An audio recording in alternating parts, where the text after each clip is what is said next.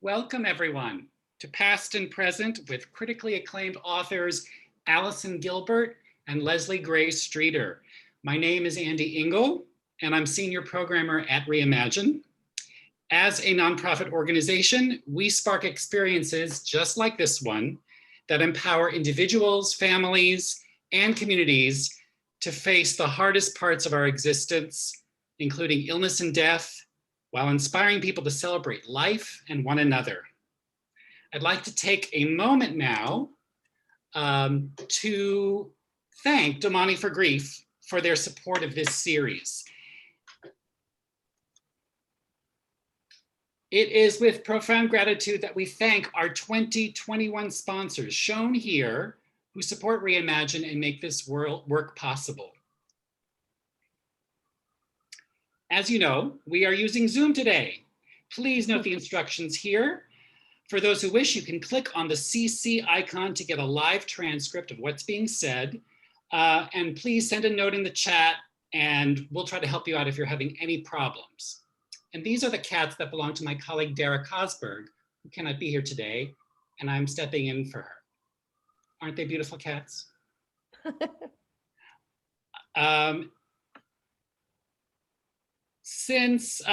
And also please use that chat. Tell us where you're zooming in from.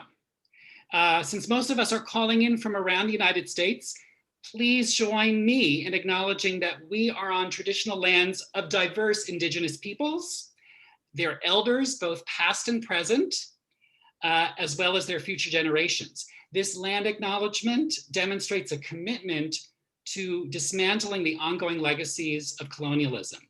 I'm located in Lenapehoking, and I believe Allison is as well. That is otherwise known as the New York City area. And if you're curious about the Indigenous territory where you're located, I will post a link later in the chat in a moment. It's native-land.ca. So,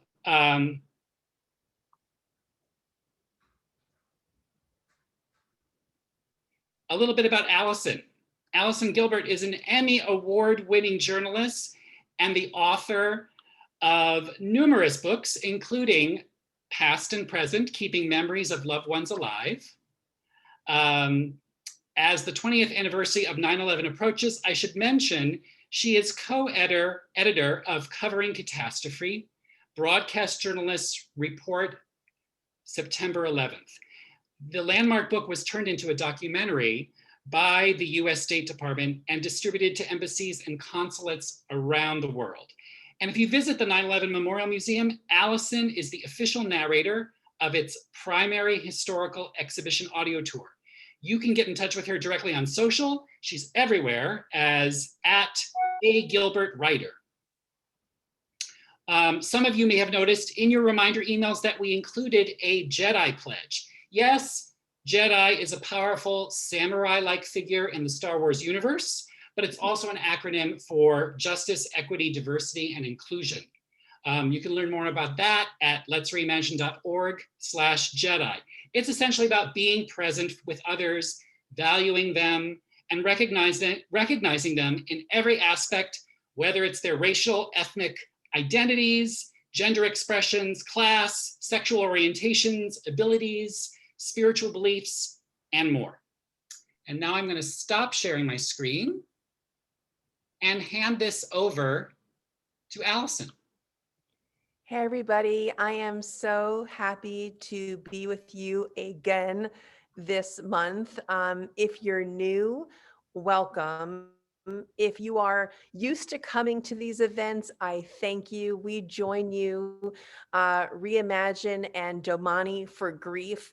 The last Thursday of every month, we bring you a new topic and a new outstanding speaker. And that goes without saying is why we are all here today, because Leslie Gray Streeter is in the house. I am so happy that she is here. I'm in New York, and Leslie, you are in Baltimore. I am, which is the Piscataway land. So yes, that's where those are the people that were here before us. So Well, we are so grateful. I am so grateful that you're here. I am just a complete fangirl, and we're What's going to get up? your book. It's true. It is so true. I wanted to go over some of the parameters before we dig in. Right now, it's 1:07 Eastern, which means that we are a little bit late getting started. That's okay. I am going to end on time no matter what, because some people come during breaks with childcare. Some people come during breaks with, work. And so I do want to respect that time. We are recording it. So if you need to step away, don't fear. You're not going to miss anything because you can always catch up with this recording later on. At about the 1:40 Eastern time, I am going to introduce Christina. Wave your hand, Christina, if people can see you. And what Christina is going to do is look to the chat. So then Leslie and I don't have to. We can stay focused on our conversation. And she's going to see what questions you all have. And so please write your questions into the chat. And what Christina will do, she'll see which themes and which topics kind of rise to the top and really seem to affect most people who are on the Zoom today. And that way, hopefully we can get to many more questions and Leslie can respond to many more issues or challenges or even successes that you may be having in your particular grief experience. And so I want to dig in. I do want to thank Damani for Grief. Without Damani for Grief, we would definitely not be able to have this conversation and this series. And so shout out to them. So Leslie, I'm going to start, I think, somewhere kind of unusual. And then I'm going to back up a little bit. So I'm going to hopefully not catch you too off guard. Okay, I'm ready. Okay. So your book that we're going to get into today is about being a widow. You lost your husband. You have a young son still. But I want to talk about the years that it's been since the loss. And I want to talk about something that I don't think gets enough attention, which is dating, is interest in other partners, Yes. which is how that relates to how you kind of show men around your son, how that works, Well, sex, guilt, all of it. all of it. Well, it's really interesting because I feel like for all of us, COVID put a super stopper in the middle of any sort of recovery or balance or anything. My husband died in 2015 in the summer, so it'll be 6 years in July, the end of next month. And I waited about a year to date. And then I remember writing about it for the Palm Beach Post, and there were some people who were like, "That's amazing." Some people were like, "No, you're not ready." I'm like, "Do I know you?" Because there's this whole weird thing with when we don't know people and we have them sort of in certain boxes. People had me in this box as a widow and as a person who was, stoically suffering and all that stuff. So when I said, "Hi, I'm also a lady who likes kissing and sex, and I would like to meet people at an appropriate time," I wasn't dating at the funeral, like I said in the book. But there were some people who I thought it would be harder for, like Scott's family, and they were like, "No, we get it, it's fine." I mean, and it was a year. It was very respectful. So I started I paid for a matchmaker, which was super dumb, but it was fun. Nothing came out of it guy wise, but I was able to remember what it was like to go on dates, which is terrible. It's terrible. And so I remember okay, this is what it's like to sit across from someone and make small talk and ask them where they're from and not be looking at my phone or worrying about my kid or wondering what's happening over there. So that was very instructive. I did date someone for about 3 months or so in the summer of 2017. It was never going to be a thing. I was hoping it will become a thing. It was very clear from the beginning it wasn't, but it kind of was presented that maybe, and it was not a thing. So Leslie, I'm going to interrupt your story to bring back and unpack one thing that you said that I think a lot of people who are probably listening to you are curious about. I know I'm curious about it, which is that piece of you that was like, you do you. I don't need your judgment, and how you separated other people's expectations of how you should be grieving Absolutely. Scott, who you loved, right? He's the father of Brooks, your son. He is what your husband. And so, how do you separate what you need in going forward in your grief to what the noise is? And it's funny, we had this discussion yesterday, and the discussion I had with Jenny Lisk, with Melissa Gould, but I think something marvelous happened in the midst of all the grief is that I lost the filter that cared what anybody thought. And I think it started when my husband first died, and you're in that shock, and literally you're just surviving. You're just trying to keep it moving and keep sane, and not like crawl into a room with a bottle of bourbon and the pizza and not talk to anybody.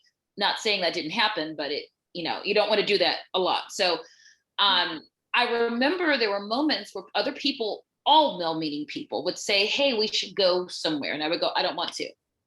And it wasn't like before, when we as women particularly are socialized to go along with the group, and does everyone else want to go? Then maybe I'll go. And so you're stuck at a restaurant or a club or a movie that you never wanted to go to, looking at your watch going, oh my God, can we go? And widowhood took care of that, because I don't go where I don't want to go anymore. It clicked. And I think at first it started as survival, and then it became, wait, I could do this all the time. And it's not to say that you never do new stuff, because sometimes I'll go, if it's any yes at all, I'll go, well, let's heed the yes, but I'm driving myself, or I'm taking Uber. I said to many people, listen, I'm not going to stay the whole time. So if you're insistent on going, when you see me standing on the corner looking for Bob on my phone from Lyft, that's because I'm leaving. So all of that has to go into the dating thing, where I thought, I asked the people who knew me best, who really were around me, and said, do you think that I'm ready? And they said, yes. The people that were going to be affected by whether I would be okay or not, those are the people. And I still had to ultimately do my own thing. But that's how I separated it, because I just decided not to care. I love the fact that that's a upside potentially of grief, where you can separate other people's needs from your own self-identified wants and desires. And it Sure. seems like that may not be apparent at first, but it sounds like if you can allow yourself to see the permissions that you are allowing for yourself in this new life going forward, it sounds like that's a useful opportunity to examine while you are grieving, not necessarily only after, let's say, active grief has kind of softened, but it sounds like you can recognize it during the process of grieving. Oh, absolutely. And I think it was two things. At first, it was that I remember noticing it because I was being confronted with what other people thought, and I had to respond to it. I had to go, wait, I don't want to. Wait, I don't want to. There's a line, and I use a lot of pop culture references. There's an early 90s movie by Cameron Crowe called Singles, where Bridget Fonda's character is dating Matt Dillon's character, who's this horrible musician, and he's never nice to her. He always ignores her. It's all about the band. And she has this inner dialogue when he's doing something that she doesn't want, that's a deal breaker. In her head, she says, wait, I don't have to be here. I could just break up with him. And it's so, that realization that you never had to be, but it had to piss you off enough, because it wasn't like the first straw on the camel's back. It wasn't even maybe the heaviest, just the one that tipped it. And so I think the other thing is that people often have to remember the difference between mourning and grief. Like I will grieve, as in miss and mourn that place in my heart for my husband for the rest of my life. But the outward mourning, the Scarlett O'Hara-esque, you have to sit in a room for a year with a veil on and not dance with other men. That's the mourning part. And that's for everybody else. That's for the outward expression. And when you get to the point that you have fulfilled with respect and love and care in your own mind what you feel you're doing for your person. And that goes past that sitting in the room with the black, black veil or whatever. You can't worry about anybody else's period of mourning they're foisting on you. Let me allow this segue to get more in depth into your personal loss. You wrote this phenomenal nonfiction book about your experience. It's called Black Widow, which, by the way, is the single best book title ever. I just think it's phenomenal. Thank And you. personally, as an author, I want to know how you landed on that title before I ask you anything else. It's a really funny story. It's that I had tried to, that was not the first title. And I had other titles that were kind of like poignant or like were song lyrics or whatever. And they didn't really say what the book was about. And we were trying to find something, particularly with the very long subtitle, that would say this is a sad, so I literally wrote sad funny, but I needed people to understand that it's not hilarious, ha ha ha, Tyler Perry movie falling into the casket with a banana peel. And it's not Brian's song either, So I wanted to figure out how to do that. So I was talking to my agent and he said, we got to call it something. And I said, Black Widow. And I went, ha ha ha. And he emailed me back and said, I know you're joking, but that's really good. I love it. It is so good. And it reminds me when I came up with the title of Past and Present, which of course is the name of this series. Which it's is about so keeping people who are passed away in our present, and how that title came up. Just a quick segue. I was talking to my book editor on the phone. I'm in New York, she's in California. And I was like literally walking around pacing. We were talking like, it's really about keeping the past in the present, past and present. And so then we did the play on words. So I totally love your book title, but can you let's go into that moment. What happened? It's so weird. I remember, and it's in the book, the doctor asked me that. And I'm like, well, shouldn't you know, being the doctor? So my husband was 44, almost 45. He would have been 45 that September. He died the end of July. He was, like most 40 something guys, not in the same shape that he was in when he was younger.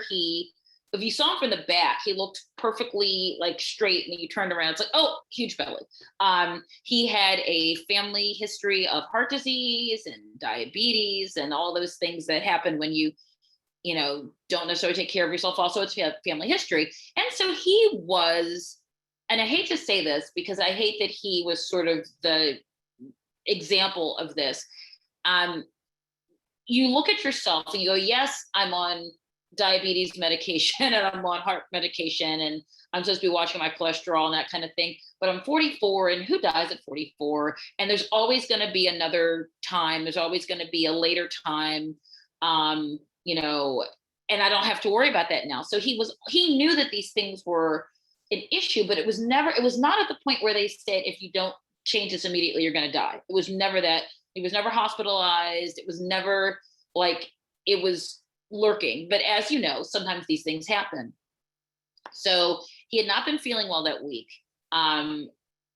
So I think that he had a cold, and I think that it probably started, this is just me and my medical, which is nothing, but the doctors told me later, the best they could guess is that whatever was happening was beginning to happen over that week, and that he was in a weakened state, perhaps for an infection or something. So he was starting a job. He left his job at a place doing tech sales for a major company, which I don't want to mention because I don't like them.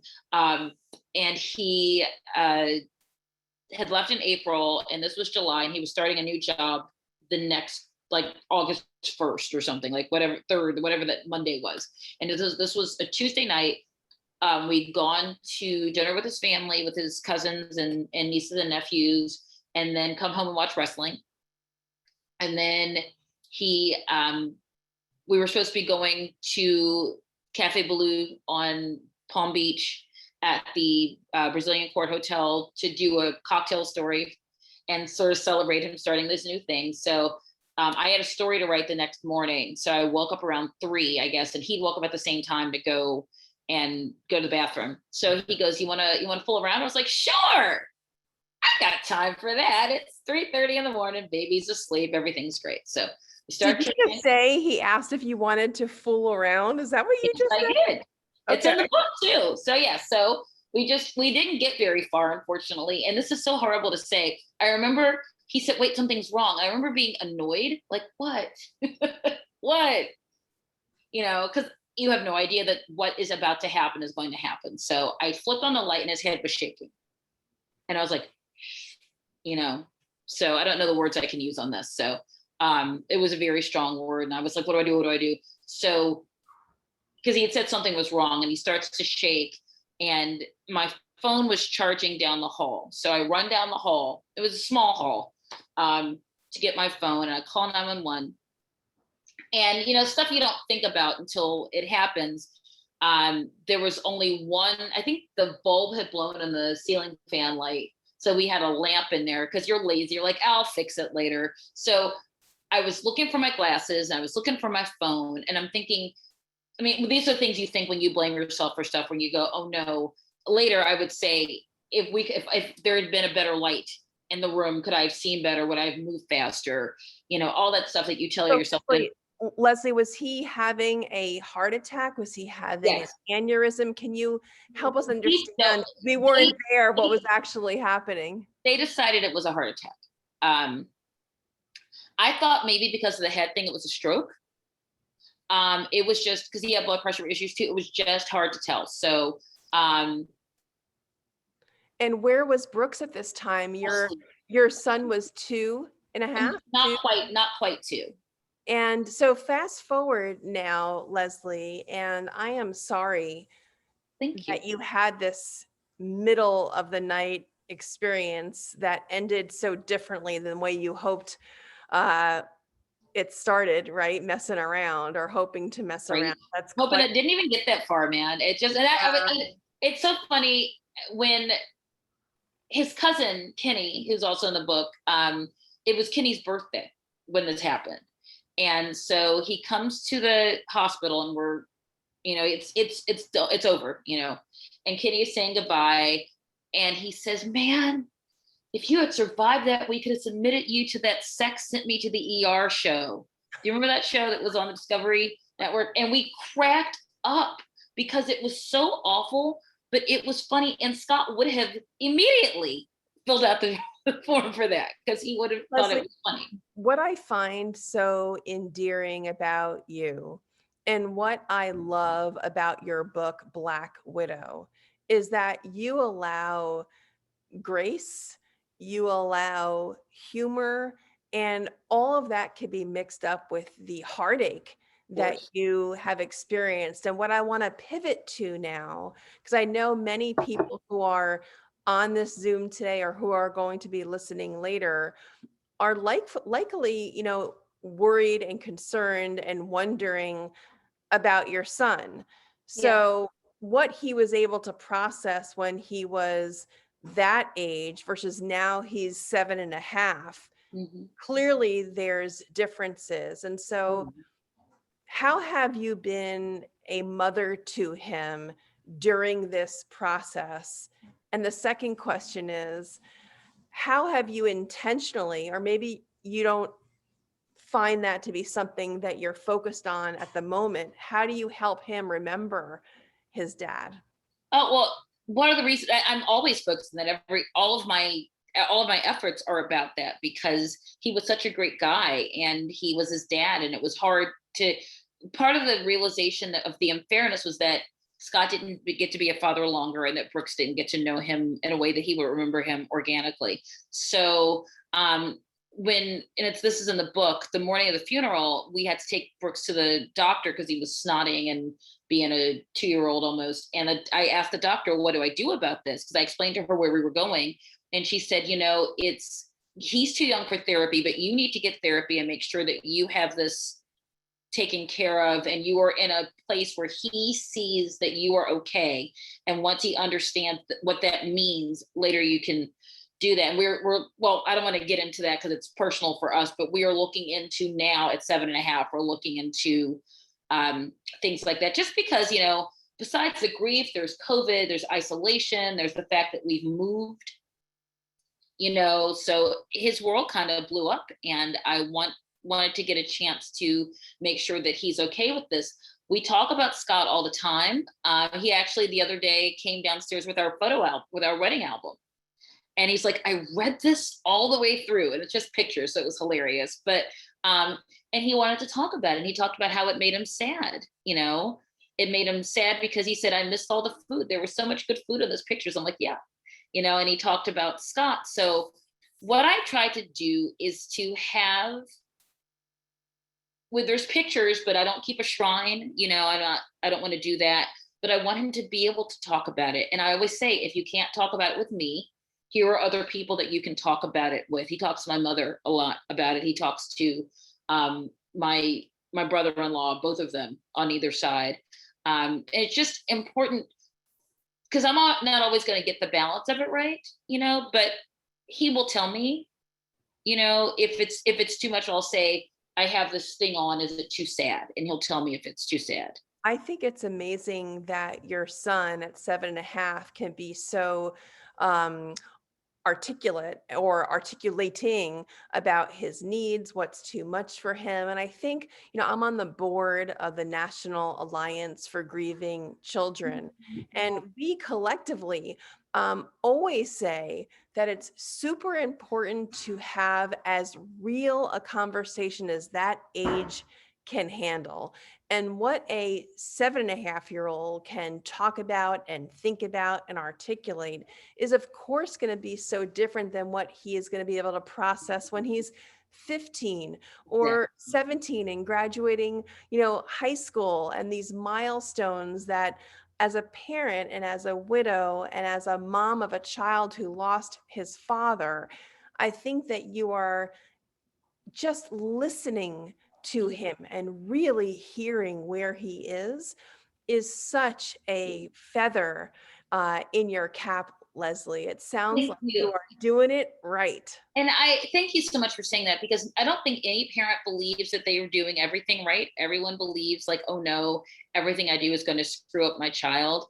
And, being, having Scott died and, being a child of adoption, he was adopted from within my family. So there's that. And there's so much that's, and then COVID, and like I said, the move and all this other stuff, we're trying not to be like about it and kind of smothering, but we're always very aware that different reactions to things might be because of any of those factors. Also just being 7 and sometimes being a jerk because he's a 7-year-old little boy, and they are sometimes. So yeah, well, my kids are much older than that, and they can still be jerks sometime if we're gonna be real. I mean, right. They're wonderful because they're, I'm kidding.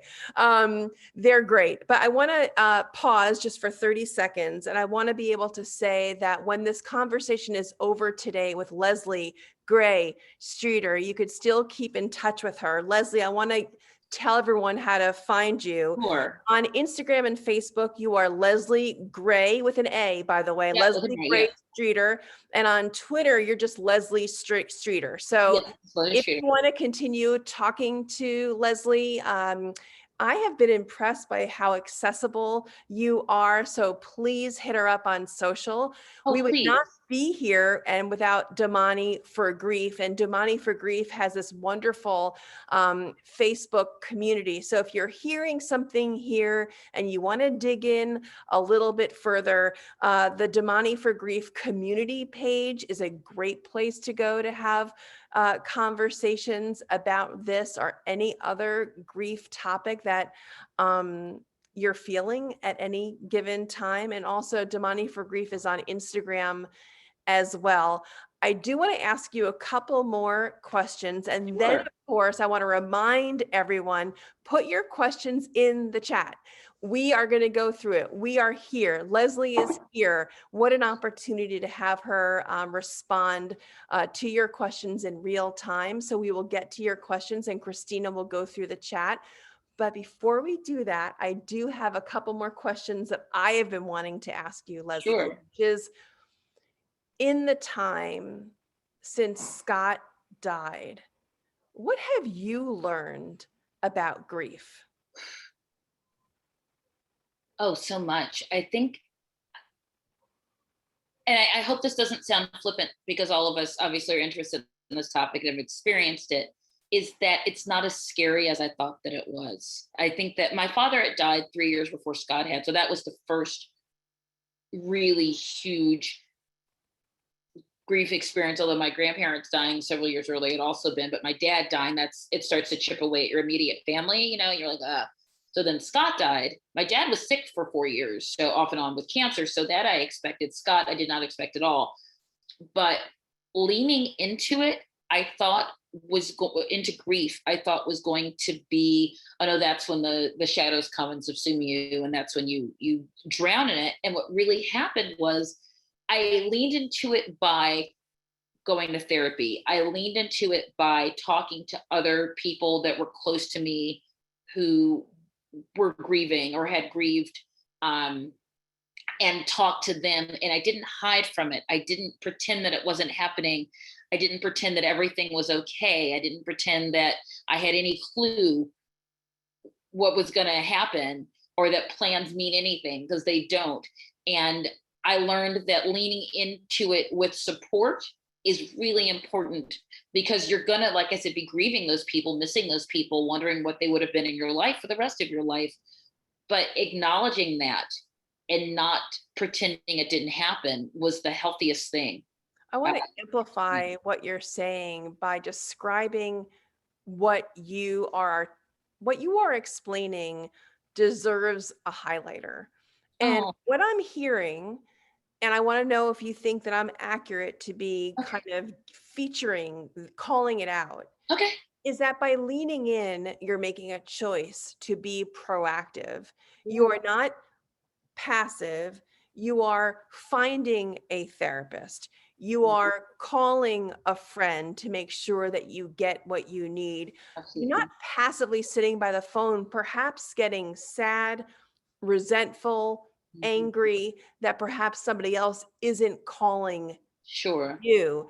So talk about this proactivity piece, because you said the words lean into it. And I want to make sure that we're highlighting, I think, this very essential nature about I, grief and loss. I really appreciate that. And I think I say that not to shame anyone who is not at a point where they can do that, because there is no one way to grieve. There's no one way to do this or to heal. And I had been in therapy before. My mother is a social worker and psych nurse. I'm surrounded by social services people and people who, so therapy was something that was part of my vocabulary and part of my process over my life with other things. So that was a foregone conclusion for me, but it's not for everybody. It was a thing that was part of the steps. Like, for instance, I said this yesterday talking to the people I was talking to yesterday, that part of the problem is that people say, do this, do that, and you have to go, every action is not my action. And you feel it out. Like, I had a friend who was at a church that I attended sometimes that had a grief share program. And she kept saying, I think this will help. I think this will help. And I said to her, I don't want to, because I am so consumed by my own grief. I don't want to hear about anybody else's right now, because I think that would be too much, because I'm still trying to deal with my own. And I am the kind of person that when I've been in therapy groups, I want to be helpful. I'm leaning in going, really? And I said, I can't help anybody else right now, because I don't want to hear about it. I just want to deal with my thing. I think I would be in a much better position to do that now. But literally a month later, I was not going to be useful in that, or I didn't feel it was going to be useful to me, but it's very useful to other people. I just had to think about this and process this and go, is this what I want to do? And once again, it's that marvelous ability to say no that I honed that we talked about earlier in the conversation. Yeah. I love the fact that you have done a scan of what your needs are before you entered, and that you were true to your needs, your wants, your proclivities. And that is being honest. And I feel like if you're honest with yourself during such a hard time, there's a potential that you're going to be stronger through the process, because you're also um, you're not adding a burden to yourself by trying to shy away from emotions that you're experiencing. So if you're not pretending to yourself and you're being real to yourself, that's like peeling back a part of the onion that can make you feel both vulnerable, but Yeah. also receptive and open to other people's help. But I want to do this. It's about 20 minutes to the end of the hour, which is the perfect time for me to invite Christina in. You've been going through the chat, I know, Christina, and not only through the public facing messages, but I know lots of people choose to private message you as well. What questions are you seeing, Christina? Sure. A private message I got is, do you feel guilty about being happy without your husband? And if so, how do you handle that? That is so wonderful. And I feel guilty sometimes when I'm happy about things that I know that he's missing. Like this week, that's the child that he named Brooks Robinson after his favorite baseball player is in baseball camp. And I felt this twinge of he should be here, but he would be if I had my choice. So I've learned that there are things that if I had my choice, my husband would still be alive. So he said to me, and I don't even know what it was about, but at some point, I think because we had been going to a lot of funerals, a lot of people in our families and stuff had been sick and died. And he said, if anything ever happens to me, I want you to like get married and be happy and raise Brooks. And I was like, shut up and take your blood pressure medication. I mean, what are you talking about? So there are moments where my guilt is that he should be here happy with me. But I know that also he would want me to be happy, because he wouldn't want, the alternative is not being happy, is doing something that being in a state that would hurt my son, and that would stop him from growing. It would stop him from processing this. So what I do is I try to tell myself that he would want me to be happy. And it's not like a movie he want me to be happy, like he'd want me to be spending all his money on the pool boy. It's not that kind of thing, but it's more like he loved me and he would want to be alive. And now that he's not, he would want me to continue to be happy. And it's a different kind of happy. It's a tempered kind of a happy. But no, I can say like I'm in this house that I love, that I bought, and that I'm in the city where we met, and I'm near closer to family and stuff. And I love Baltimore. I'm just truly happy, and I think he would want me to be. Thank you so much. Christina, do you see anything else that's bubbling to the top? Yes, I have a lot of private questions. This one says that after her husband died, she started feeling really angry, and she was not an angry person before. So maybe the anger she described was like towards her husband's family and towards other people in her life. So could you talk about maybe your relationship with your husband's family, or if you experienced anger in that same way? Yes. While honoring, I will say this, while honoring privacy and stuff. Yeah, I think that there are parts of his family that I was very close to. We were estranged from a couple of members of his family even before he died. And there has been some connection after. And I remember when he died, I was mad at everybody. I was mad at people he used to work with. I was mad at a relative that I thought had not treated him well. And it's everyone sort of like in 3 or 4 different places. So I was very close. I'm still very close to one of his brothers. Very close. I'm close to his godmother and many of his cousins. I'm very close to. And so I had those people that I was close to anyway, and they sort of circled around me, and that was really beautiful. The other people, I just tried to chill about it. I tried to think, okay, I think some people he'd be like, yeah, be angry at that person. But I thought I had to stop being actively angry at some of them, because it wasn't helping me, they were going on doing what they were doing, and it wasn't, I think it was like noted, and then they moved on. So it's like, why am I letting this, what's that phrase, or living rent free in your head? And I didn't want to do that anymore. But yeah, and I've resolved some things with some people. And I've had some conversations. Some people I just don't have gracefully and gently and organically come out of my circle. And that's great. I think that the evolution of relationships can be a source of great hope or great pain, because sometimes changing relationships feels like yet another layer of loss, right? If you had been close and then a death causes you to be less close or not have a relationship at all, that can be really hard. For me personally, the loss of my father, which was a few years after my mother died, was actually the key to unlocking a very close relationship with my stepmother, who I didn't allow myself to be close with. And I'm not speaking out of turn. She knows this story. So, and I feel like with both of my parents being gone, it allowed me a sense of freedom to choose the relationships that I wanted for myself. So I know that there's changes that we can have in relationships. Some of them are negative and some of them are positive. And the question that I would have for you, Leslie, in your grief journey, what have you actually learned about yourself? Are you a different person? Do you perceive your strengths and your weaknesses differently?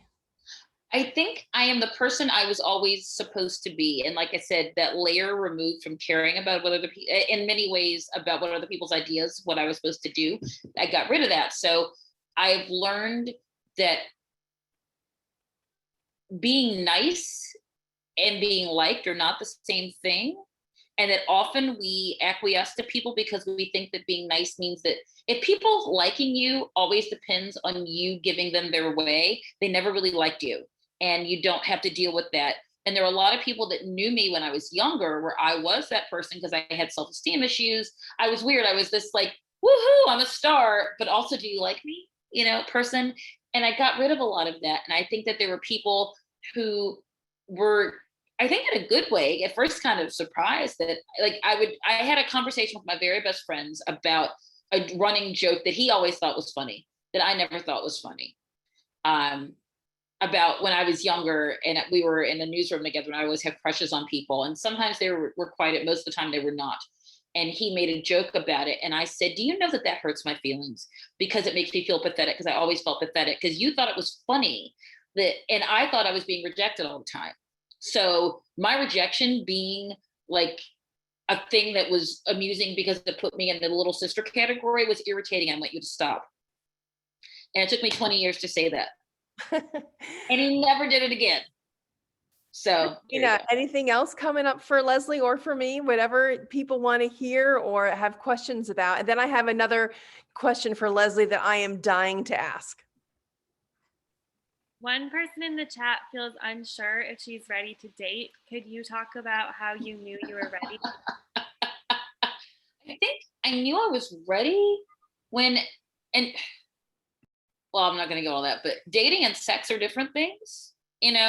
Dating, like being in a relationship, is different than I just want to go and sit with a man that is not like in my family and have a conversation or go to the movie, like the companionship that they talk about. Making out with somebody, that's completely different too. These are all different things. I think after about a year, I was ready to like put myself out there to just have conversations. And if you call that dating, I was not ready for a serious relationship. That didn't happen. And it was very short, but anything that involved emotions did not happen for a couple of years.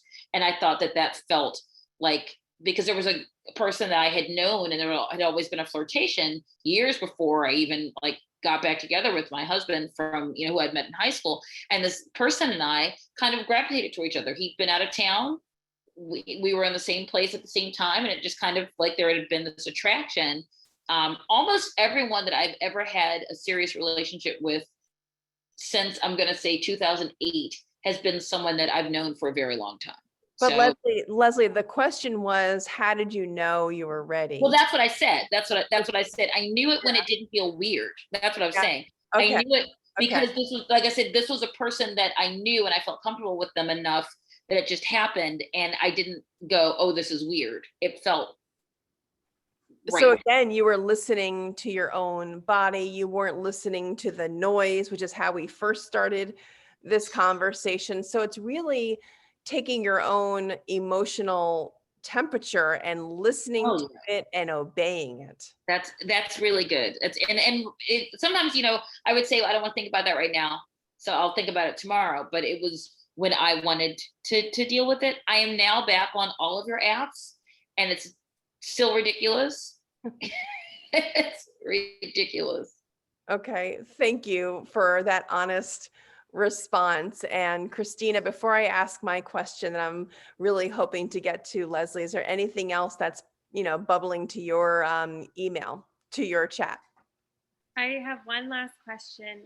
Did you and your husband talk about like advanced care? It's so funny. We talked about, because he was 44, so he wasn't like where my dad was at 64, where he'd had cancer for a while, and my mom knew where all the stuff was. It was more like we'd had discussions about, because we went to a lot of funerals, what kind of funeral would you like? So I knew like that he wanted a traditional thing, but he would want it to be a little funny, that he wanted to be buried, not cremated, that he wanted a plain pine box. This is the Jewish tradition. I knew all that stuff. So when they start asking me and they start trying to sell me expensive things, I go, no, this is what he wanted. I don't know how I would have, because he died very quickly. I think about, he did not we did not have like a living will. He did not say, okay, I don't want to be on life support, or, I don't want to be in specific states. I don't think he would have wanted to have been for a very long time, because he had a very long sense of not wanting to be a burden. That would have been hard for me, and I probably would have just persisted anyway. I don't know, but we talked about some stuff, but not nearly enough. That reminded me of something that I think I would be, you know, knocking myself out if I didn't mention it now, but Domani for Grief has an entire what they call pre-need in the industry, which is before someone passes away, that you can kind of talk through some of these challenges, some of these decisions. I feel like that's so important to do. And Domani for Grief also has courses. They've just put together a partnership with the grief expert David Kessler called Tender Hearts. So that's worth exploring. There's courses with the author and grief expert who we're having next month, Claire Bidwell Smith. And so there's lots of opportunity to talk about challenges if you're in it, but there's also opportunity to talk about challenges before they happen. So it sounds like there is a little bit of liberation that comes when you know how Scott, like that plain pine casket, that's very familiar in the Jewish tradition, not to have something fancy. And it sounds like that was somewhat peaceful for you to know. It really wasn't in that moment. Like I said, it's in a book where literally this has just happened. That we started looking at caskets the day that he died, because the Jewish tradition, things happen fast. And it would have been easier to go overboard or to be swayed by the salespeople trying to sell you stuff or whatever if I didn't know that. And I was like, absolutely. And I kind of looked at them like, and they went, oh, okay. So yeah. I do want to ask a question that I have been kind of alluding to that I'm really interested to know. We talked about this with Elisa Forneret, who I adore, and we were lucky to have her on one of these past and present event series. And I wanted to find out, you titled your book Black Widow. It was with intentionality. And so Yes. I do want to talk about why you chose that title in the sense of including race. So it could have just been widow, but you chose to talk about maybe your experience and how is grief, do you feel, different for you, for Black Americans. This is something that we delved into with Elisa as well, and I would love to get your perspective. I will say that I sometimes answer this the same way that people ask me about being a twin, is that I don't have any other siblings. So I don't know objectively what it's like to be a twin because I don't have any other experience. I don't have anything to compare it to. I don't know exactly, we will never know exactly how our race impacts things because I don't have something else to compare it to. I've always been a Black person. I've always been a Black woman specifically. And I think that there are things like, customs or, traditions or ways of dealing with things that are one part of my Black experience. As I say in the book, there is not a Black experience. There is a Black experience, not the Black experience. So there are things that I sort of funneled my experience through, both actively and consciously, and just the way that I did them.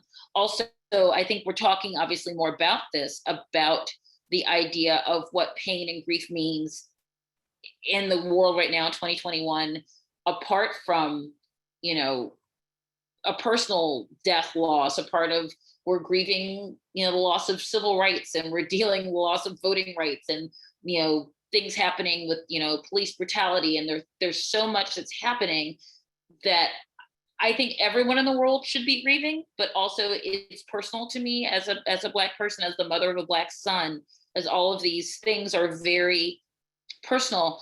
The reason that I called the book that, besides the fact that it was funny, was that we were an interracial couple. So there were things about our meeting and getting together and stuff that were not about, it wasn't about that, but it was because we never thought our race or religious issues were a barrier. There wasn't like a movie like, oh no, he's Black, she's white, what will we do? It was more like, this is really cool, and I have more to learn and you have more to learn, and we celebrated the differences that we had. At the same time, there were not a lot of stories about a Black experience in grief and widowhood. Now there was a very famous one, Timby Locke, who's now become a friend of mine, from Scratch, which is filming right now for a Netflix adaptation that Reese Witherspoon has produced. So her experience is completely different. I mean, she's tall and pretty, is an actor, and like her husband was this hot Italian guy. She met him, he was a chef, and we are not that.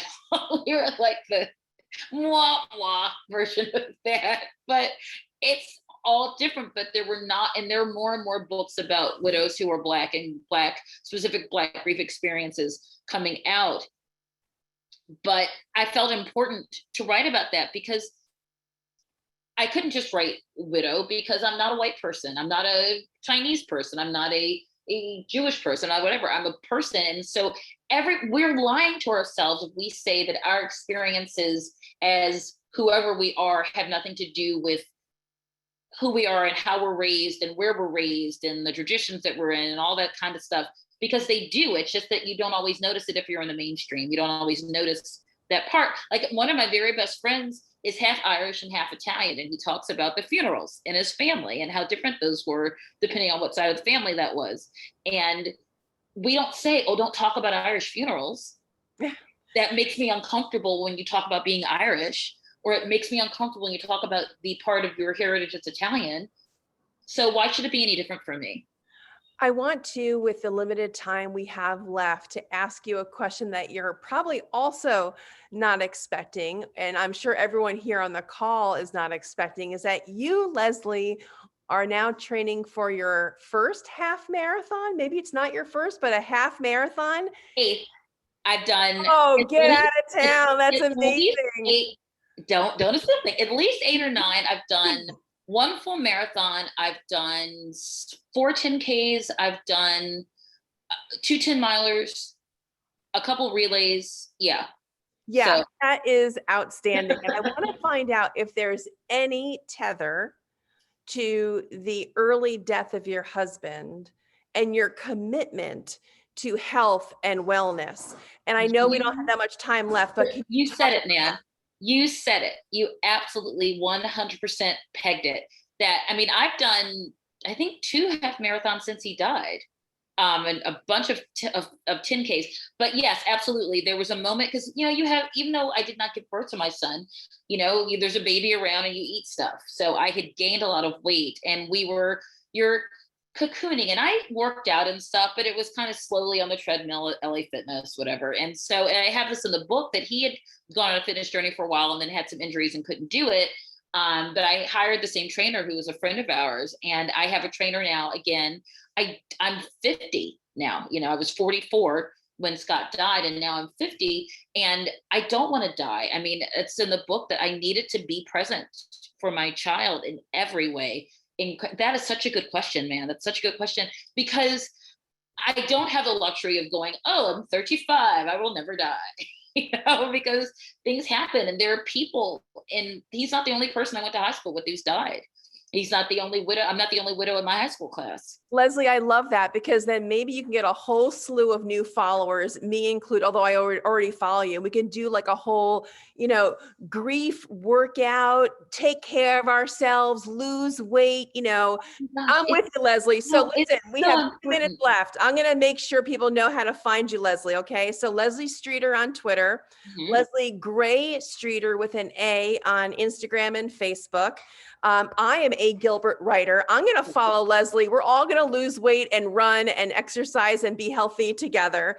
It's so important. Yeah. It's so important. And it's part of the healing. So thank that once again. What a great question. What a great question. Good. All right. And then just 2 more. So we're all here because of Let's Reimagine. So I wanted to thank Let's Reimagine for having this incredible platform. And of course, Domani for Grief. If you are interested in the expert David Kessler and his Tender Hearts community, there is a new partnership collaboration between David Kessler and Domani for Grief. We have amazing courses. I say we because I adore what Domani for Grief is doing. And so please check them out.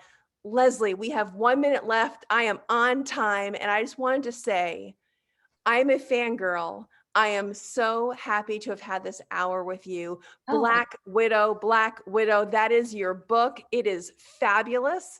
And everyone, please get a copy for yourself. Or if you know someone who has gone through a loss of a spouse or a significant partner, a significant other, it is sad funny. You are funny. You're not sad funny, but your book is sad funny. And I adore you, Leslie.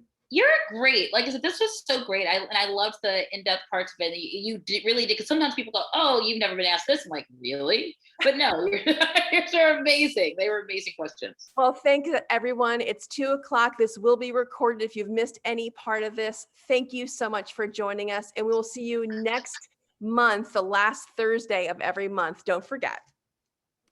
Thank you.